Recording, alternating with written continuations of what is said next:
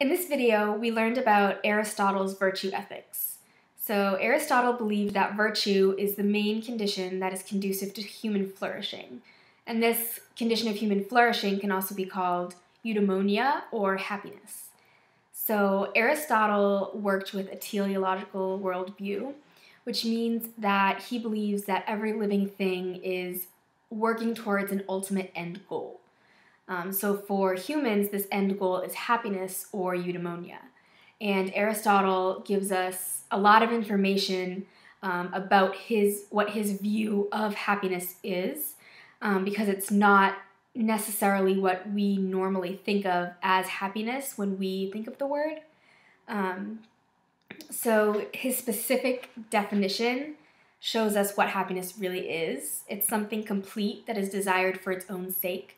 It is not a state, and it's not mere pleasure. So some people equate happiness with pleasure or fame, wealth, or success. None of these things are happiness. So while they can lead to happiness, or they might be necessary conditions for ultimately reaching happiness or eudaimonia, none of them are the same thing. They can't be substituted in for the word happiness. So eudaimonia is the end goal. Fame is not, wealth is not, pleasure is not. And he also provides us with a list of specific conditions that are necessary for reaching that ultimate goal of happiness.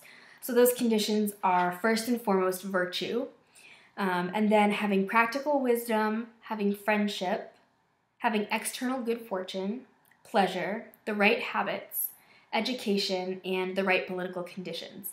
So some of these things overlap with what I was talking about earlier, like external good fortune and pleasure. So those are things like wealth and pleasure that some might think are happiness, but rather they are actually conditions that are necessary to achieve the state of happiness.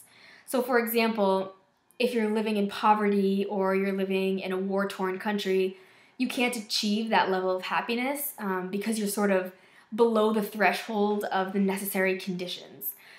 So in the video, he talked about how, a billionaire doesn't have a higher chance of being happy than, an upper middle class person. But a person who's maybe, living paycheck to paycheck or even less, maybe they're homeless or living in poverty, they can't be happy because they're below this threshold of money that allows you to live comfortably.